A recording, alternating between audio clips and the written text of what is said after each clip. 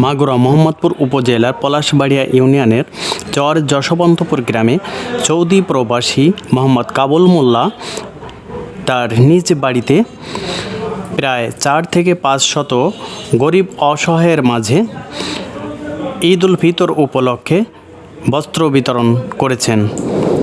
26শে March সকালে তার নিজ বাড়িতে তার পরিবারের লোকজন থেকে এই বস্ত্র বিতরণ অনুষ্ঠান পরিচালনা করেন।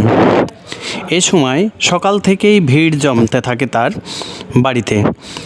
সকাল 8 ঘটিকার সময় এই বস্ত্র বিতরণ অনুষ্ঠান শুরু হয়। দিনব্যাপী এই শাড়ি লুঙ্গি বিতরণ করবেন প্রায় 4 থেকে 500 লোকের মাঝে।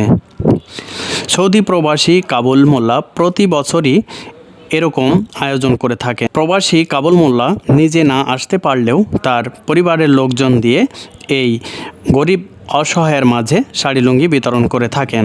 পরিশেষে তার ভাই মোহাম্মদ রবিউল ইসলাম সকলকে ঈদ শুভেচ্ছা জানিয়েছেন সৌদি প্রবাসী কাবুল মোল্লার পক্ষ থেকে।